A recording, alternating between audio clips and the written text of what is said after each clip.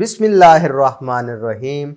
Assalamu alaikum dear students. Welcome to AZ International Publishing House.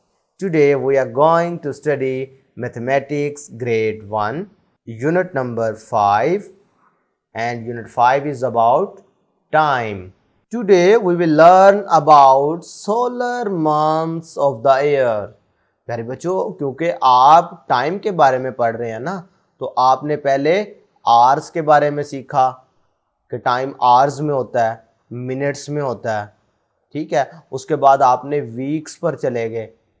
अब हम आ गए हैं मंथ्स पर, और एक वर्ड यूज हो रहा है ईयर, ठीक है। ये सब क्या है? टाइम के यूनिट हैं, ठीक है। ये सब क्या किससे रिलेटेड है? टाइम से।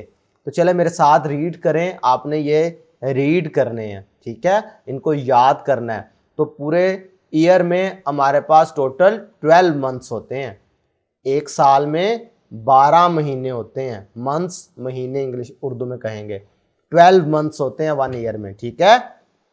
और हर साल यही महीने आते हैं, नाम यही रहते हैं। वो टाइम चेंज होता रहता है ना, जैसे अब आप 2023 गुजार रहे हैं, आगे 2024 आ जाएगा, 2025 आ जाएगा, ठीक है। लेकिन ये जो नेम ऑफ मंथ्स हैं ये चेंज नहीं होते, ये आपने याद कर लेने हैं। जनवरी, फरवरी, मार्च, अप्रैल, मई, जून, जुलाई, अगस्त, सितंबर, अक्टूबर, नवंबर, दिसंबर। समझ आ रही है?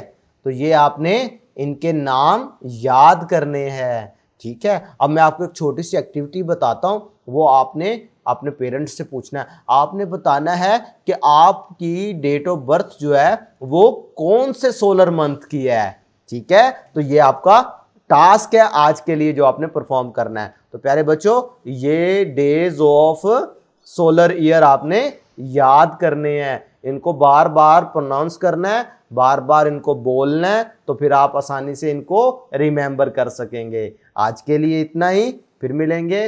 अल्लाह हाफिज।